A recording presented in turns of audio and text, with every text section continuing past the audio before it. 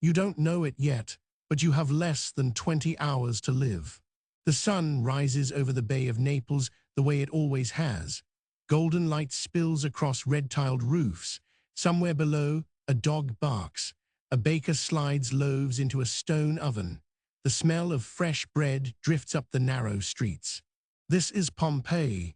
It is the morning of August 24th in the year 79, and you are here. You wake in a small room off a courtyard, the mosaic floor cool beneath your feet. You are a Pompeian, one of 20,000 souls living in the shadow of the mountain you have never feared. Because why would you? Mount Vesuvius has always been there, green, silent, covered in vineyards so rich that the wine of this region is famous across the empire. To you, it is not a volcano. The word barely exists. It is simply the mountain. A backdrop, a promise of good harvests. You step into the street. Pompeii is alive around you. This is a boomtown, a resort city where the wealthy of Rome come to escape. There are heated baths and a great amphitheater, bakeries and taverns, temples and markets. On the walls, painted slogans shout the names of local politicians. Graffiti records lovers, insults, and dinner debts. You pass the forum, its columns bright in the morning sun. Merchants are unpacking. A cart rattles over stone ruts worn deep by generations of wheels. You buy bread. You nod to a neighbor. It is, in every way that matters, an ordinary day. You have felt the small earthquakes lately. Everyone has. The wells have been running strange, some drying up completely. A few days ago, you saw fish floating dead in a stream. Odd. But the gods send omens all the time, and the priests are not worried. 17 years ago, a great quake nearly leveled this city. You rebuilt. You always rebuild. So you go about your mourning beneath a mountain holding its breath. It happens just after midday, a sound unlike anything you have ever heard. Not thunder, not an earthquake, but something deeper, a crack from the belly of the world. You feel it in your chest before your ears understand it. You turn toward the mountain, and you stop breathing. Rising from the peak of Vesuvius is a column of smoke, but column is too small a word.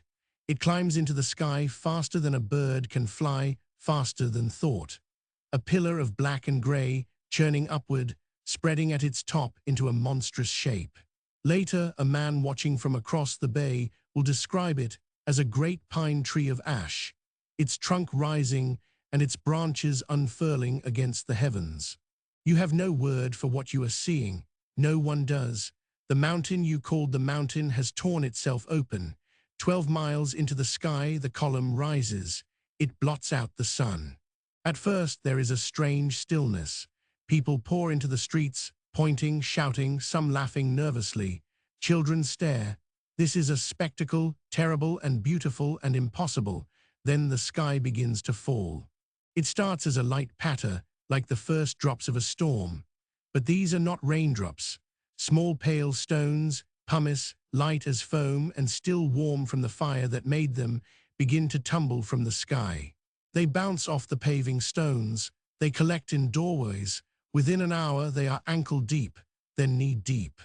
The air fills with a haze of ash. You pull your cloak over your mouth, but each breath is grit and sulfur. The bright afternoon has become a strange twilight. Lamps are lit at what should be the height of day. Now the fear is real. The laughing has stopped.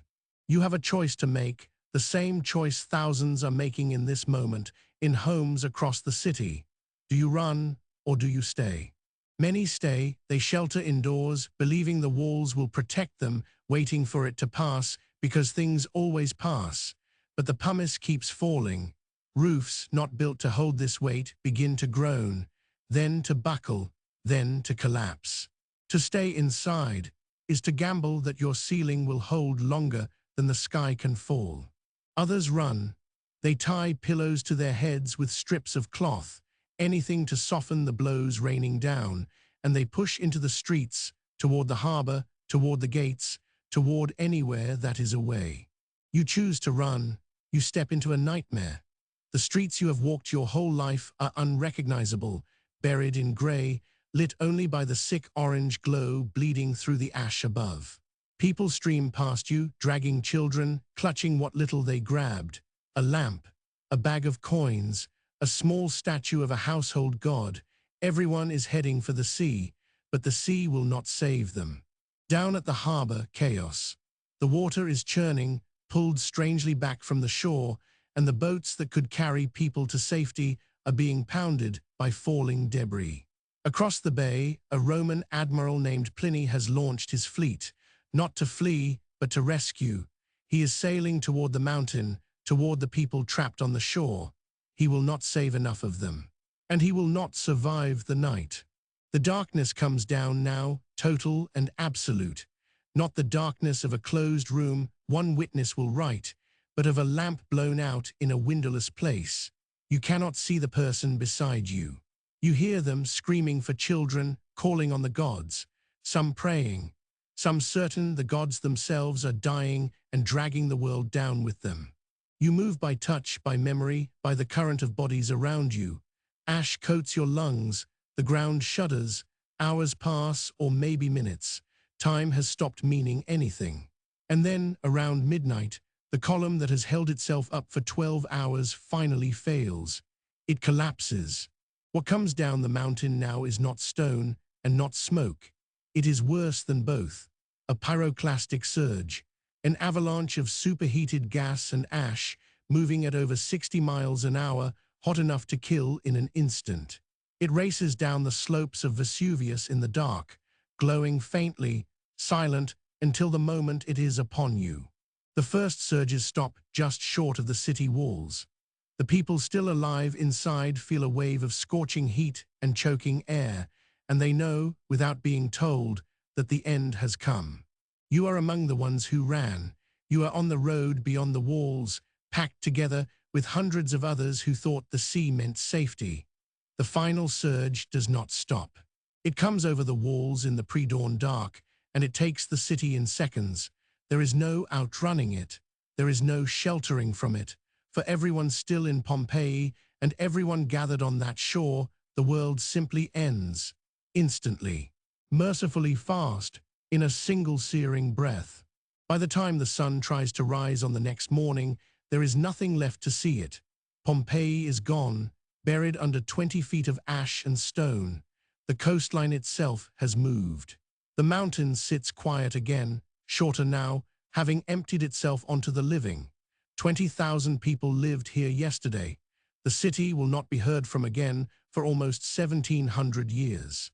In 1748, workers digging near Naples strike something strange beneath the earth.